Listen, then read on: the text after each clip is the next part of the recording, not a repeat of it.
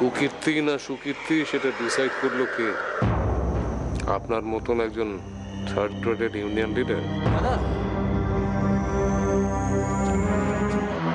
শুনুন, আপনি না একজন স্বেচ্ছাচারী, নারী মাংস লোভী, কামুক মানুষ। আপনার মতো মানুষ হসপিটালে থাকলে না নার্সরা নাইট ডিউটি করবে না। হ্যাঁ, আপনি ঠিক বলেছেন। স্যার স্যার তাড়াতাড়ি চলুন 3 নম্বর পেশেন্টের কাছে। আপনি জান, আমি আসছি। Okay sir.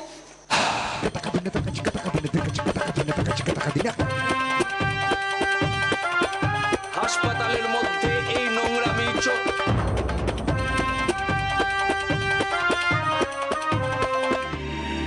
তো ঠিক আছে, পালস ঠিক আছে, নর্মাল তো?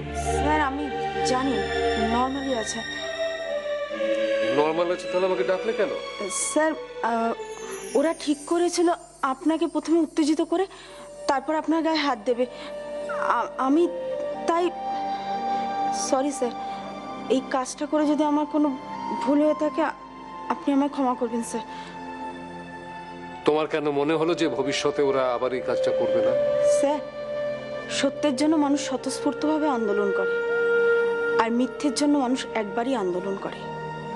কারণ বারবার চেষ্টা করে অনেক মানুষকে একসঙ্গে উত্তেজিত করা যায় না স্যার।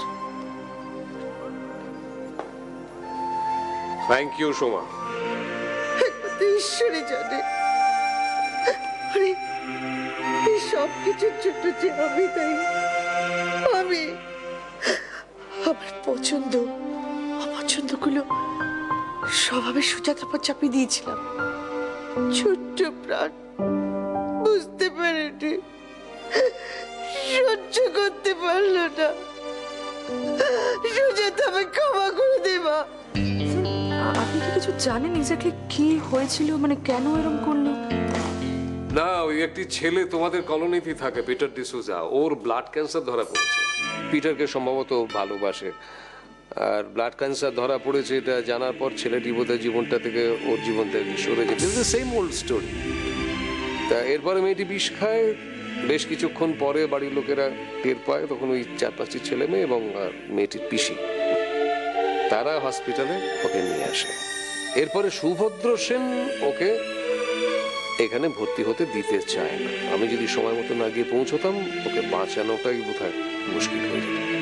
মানে সুভদ্র সেন দায়িত্ব নিয়ে তাকে মরণের দরজা পর্যন্ত প্রায় পৌঁছে দিয়েছিল। তুমি চলো আমার সঙ্গে আমার বাড়িতে চলো। স্যার, আমি আপনার বাড়ি যাবো এখন? হ্যাঁ যাবে, কি হয়েছে তাতে? না না স্যার, আজকে থাক। এই সময় বাড়িতে গিয়ে সবাইকে বিব্রত করার কোনো মানেই হয় না। শোনো মৌসুমী, আমার বাড়িতে বিব্রত হওয়ার মতো লোক তেমন নেই। আছে দিলীপ দা, আছে বাবু, আর একজন, সেটা সারপ্রাইজ। বাবু কে স্যার? বাবু বাবু আমার বাড়িতে আশ্রিত একজন পেশেন্ট। অ্যাকচুয়ালি আমি যখন বস্টনে ছিলাম, একটা অ্যাক্সিডেন্টের পর ও ওই হসপিটালে ভর্তি হয়েছিল, আমার ট্রিটমেন্টে ছিল। এখন ওর বয়স অ্যারাউন্ড 35, কিন্তু ও নিজেকে ভাবে 7-8 বছরের শিশু। ইন্টারেস্টিং। বাঙালি ছেলে। ওর অ্যাক্সিডেন্টের পর ওর সমস্ত মেমোরি হারিয়ে যায়। গাড়িতে অ্যাক্সিডেন্ট হয়েছিল, গাড়িতে কাগজপত্র ছিল, ওর সম্পর্কে কোনো রকম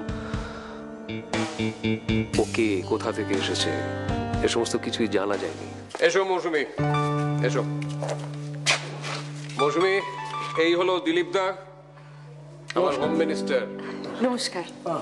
দাদা, চা নিয়ে আসি? হ্যাঁ নিয়ে এসো। আর এই হলো আমার, কি বলবো, কুটির।